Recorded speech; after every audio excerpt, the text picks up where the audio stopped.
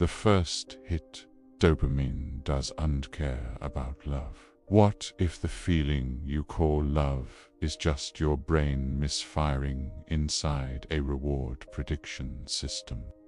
Attraction doesn't begin in the heart. It begins in the midbrain, in a cluster of neurons called the ventral tegmental area, VTA. When you meet someone intriguing, this region releases dopamine into the nucleus accumbens, the brain's reward center. But here's the crucial correction.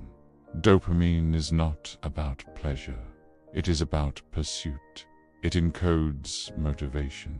It tells you, move toward this, investigate this, secure this. And dopamine spikes hardest under one condition: uncertainty. If someone is consistently warm, predictable, available, dopamine rises moderately and stabilizes. If someone is inconsistent, warm one day, distant the next, dopamine spikes dramatically. Why? Because your brain is built on prediction error. When reality exceeds expectation, dopamine surges.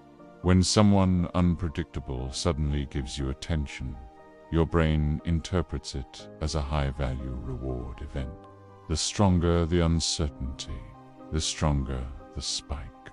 This is identical to the reinforcement pattern in gambling addiction. Slot machines use variable reward schedules because they produce the most persistent behavioral engagement. So does inconsistent affection. You begin checking your phone compulsively. You replay conversations. You overanalyze tone shifts. The prefrontal cortex, responsible for rational evaluation, becomes partially suppressed under high emotional arousal. The limbic system takes priority. You don't consciously choose obsession. Your neural circuitry is being trained. Every unpredictable reward strengthens synaptic connections in the reward pathway. Repetition increases receptor sensitivity. The person becomes neurologically tagged as high priority. At this stage, you are not in love. You are in a learning loop. And dopamine does not evaluate compatibility, safety, or long-term well-being, but only evaluates potential reward. That's why destructive attraction can feel magnetic.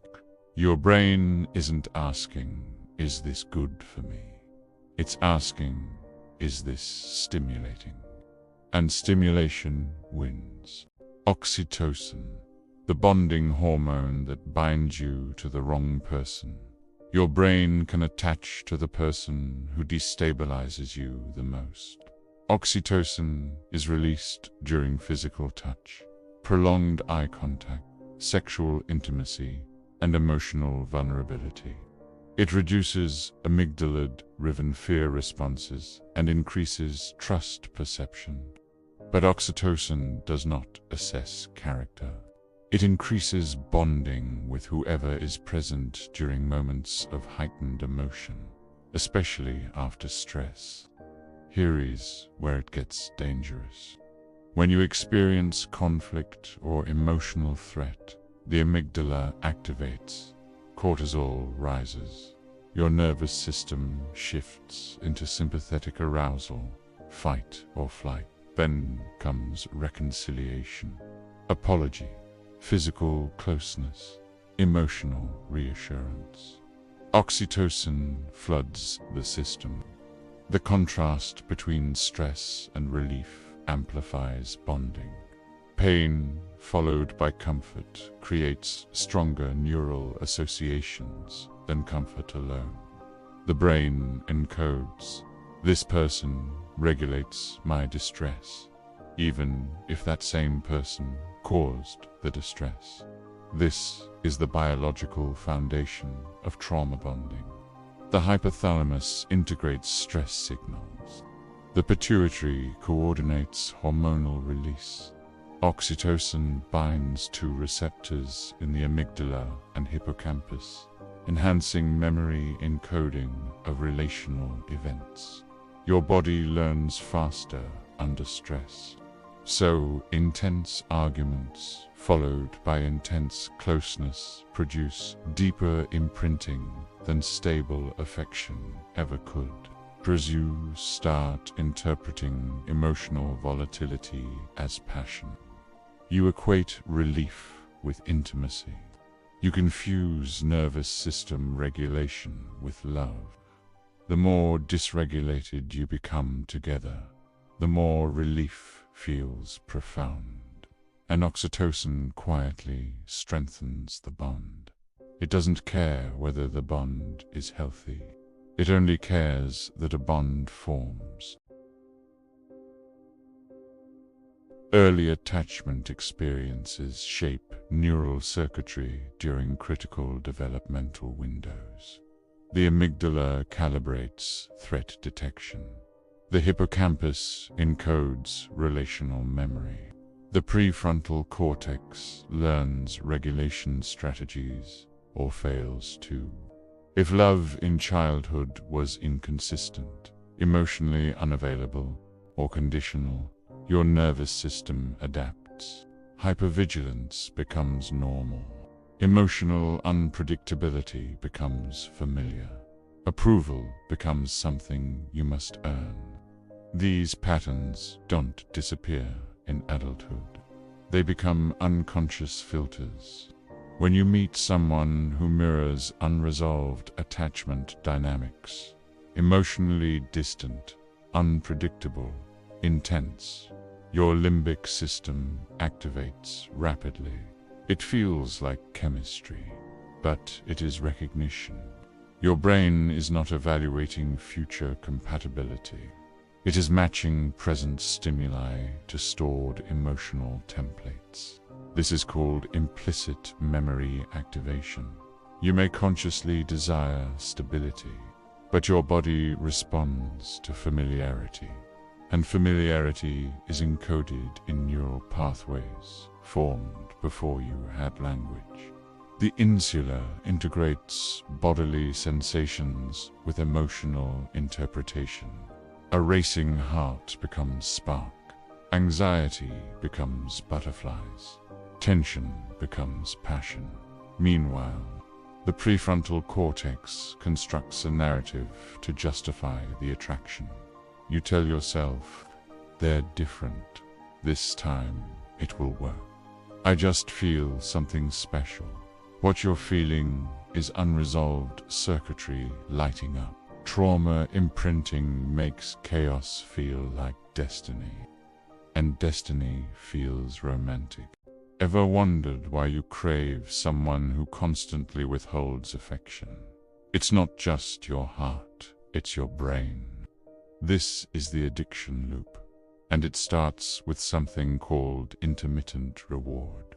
When someone gives you attention sometimes and pulls away at other times, your brain gets hooked. This unpredictable pattern releases a powerful surge of dopamine, the same chemical involved in addiction. You start chasing that next high of their affection, just like a slot machine player pulling the lever for a potential win. Social rejection also plays a big part. It activates the same brain areas as physical pain, leading to neurological dysregulation. You feel a desperate need for relief, and getting that person's approval becomes your addictive fix. Over time, this cycle weakens your prefrontal cortex, the part of your brain responsible for logical thinking and impulse control. You start making impulsive decisions, prioritizing the short-term relief of their attention over your long-term well-being and self-protection. Powerful, confusing cycle. But understanding the neuroscience behind it is the first step to breaking free. If this resonates with you, know that you're not alone and support is available. Thanks for watching. And don't forget to subscribe for more insights. Pain as proof. When suffering feels like depth, why does the most painful connection often feel like the deepest one? Because your brain equates intensity with significance. High emotional arousal activates the locus coeruleus, increasing norepinephrine. Cortisol heightens alertness. Dopamine spikes in response to unpredictability. The body enters a state of heightened physiological activation. Your insula monitors internal states, heart rate, gut tension, muscle contraction. These signals are then integrated into conscious emotional interpretation. If your heart races, you conclude, this matters. But physiological arousal does not distinguish between fear and love. The same autonomic pathways activate in both. Now add conditioning. If early attachment was tied to stress, if affection followed anxiety, approval followed performance, closeness followed conflict, your nervous system wires intensity to bonding. Calm feels empty. Silence feels threatening. Stability feels boring. Because your baseline has been calibrated to activation. This is why some people sabotage secure relationships. The absence of drama feels like absence of emotions. But what they are missing is not chaos. They are missing adrenaline.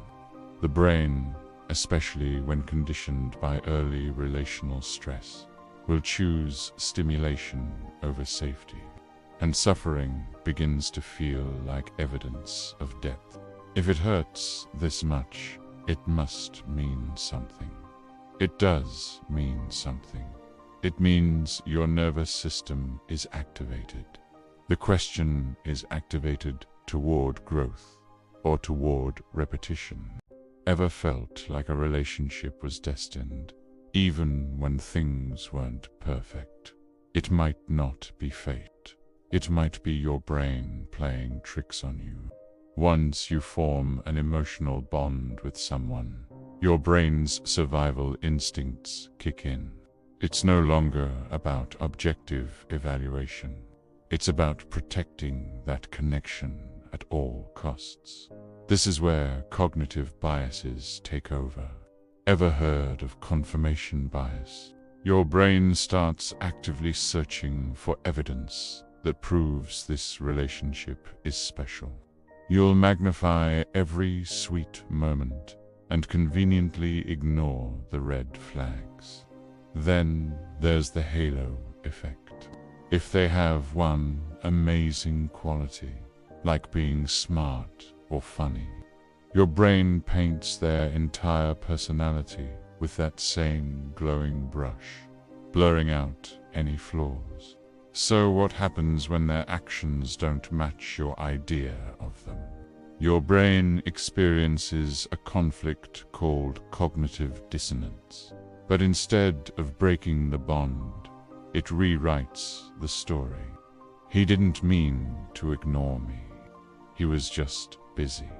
She's just stressed right now. It's easier to change the narrative than to face the pain of rejection. Why does our brain do this? Because breaking an attachment activates the same neural circuits as physical pain. Your brain would literally rather distort reality than experience that social injury. The longer you're invested, the stronger this effect becomes. Time and emotions become psychological anchors. You start telling yourself, after all this, it has to mean something. So, remember, that feeling of destiny isn't always a sign of a healthy connection. Sometimes, it's just your brain fiercely protecting its emotional investment. Understanding this can be the first step to seeing your relationships more clearly. Thanks for watching, and don't forget to subscribe for more insights into the human mind. The nervous system lock. When attachment becomes survival. Sometimes you don't stay because you love them. You stay because your body believes you need them to survive. Human attachment evolved as a survival mechanism. Isolation meant death in early human history. The nervous system treats separation as threat. Under stress, the autonomic nervous system activates. Sympathetic branch, fight or flight. Parasympathetic dorsal vagal shutdown, freeze. But there's another survival strategy: attachment. When distress arises and someone provides relief, the ventral vagal system activates.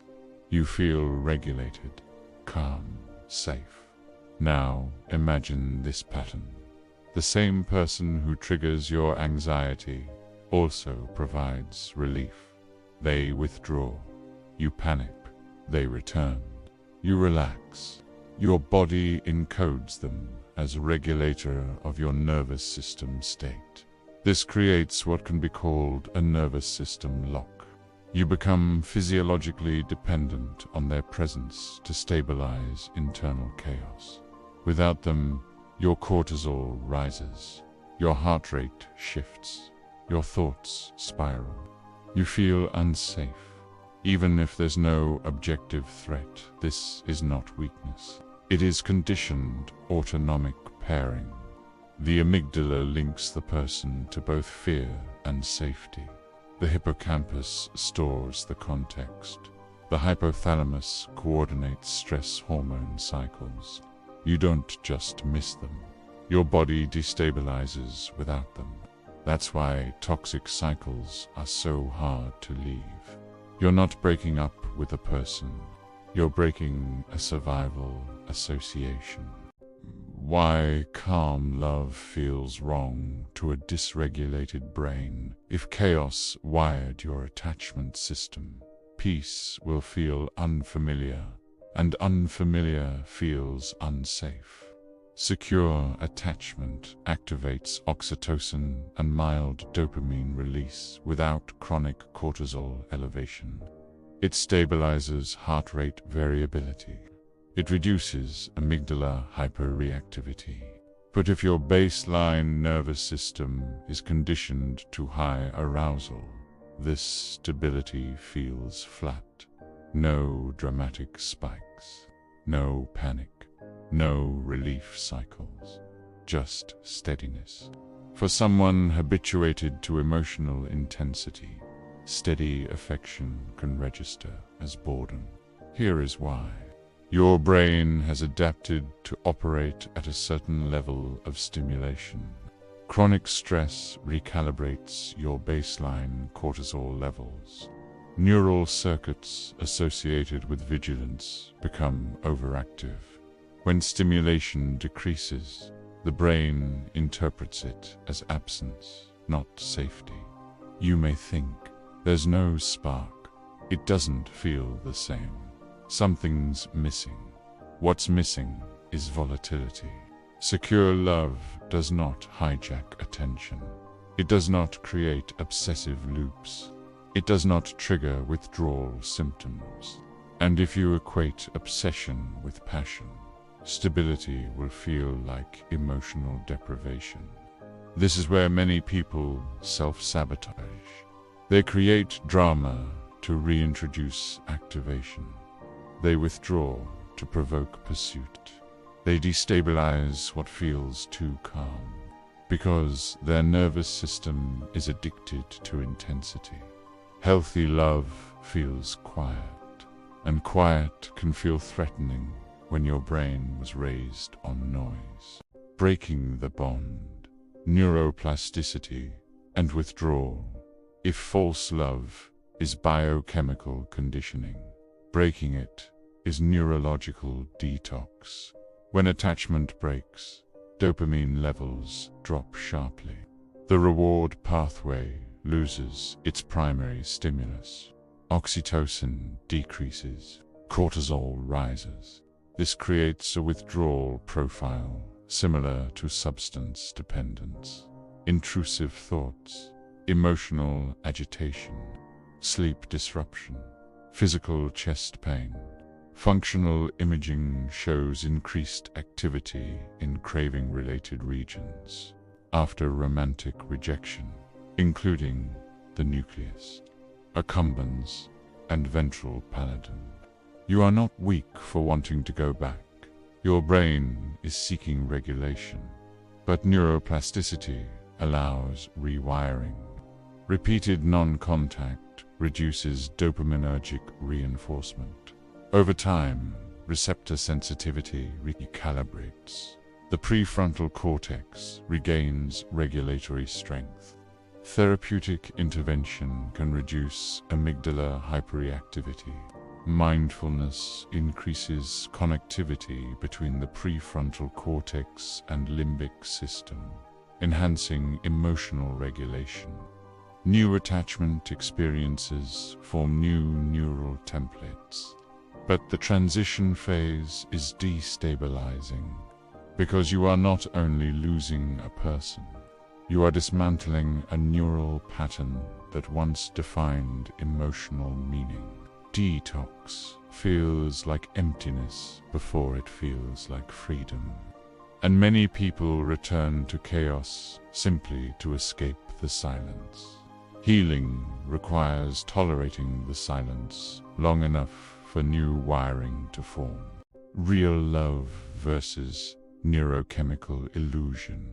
If false love is intensity, what does real love look like inside the brain?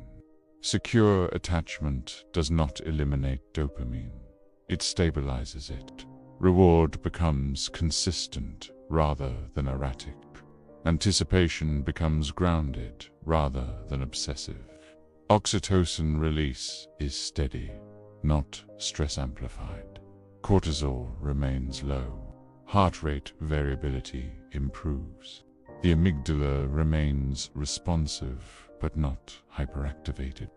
The prefrontal cortex stays online. You can think clearly. You don't lose identity. You don't rationalize red flags. Real love integrates cognition and emotion rather than suppressing one for the other. It does not produce addiction-like withdrawal cycles. It does not require suffering to validate depth. It does not confuse fear with passion. False love feels like fire, consuming, bright, destabilizing. Real love feels like oxygen, invisible but essential, steady, life-sustaining. One hijacks your nervous system. The other regulates it. One narrows your world to a single stimulus. The other expands your capacity for connection. The brain can create illusions powerful enough to override logic, but it can also create security powerful enough to restore it. The difference is not poetic, it is neurological.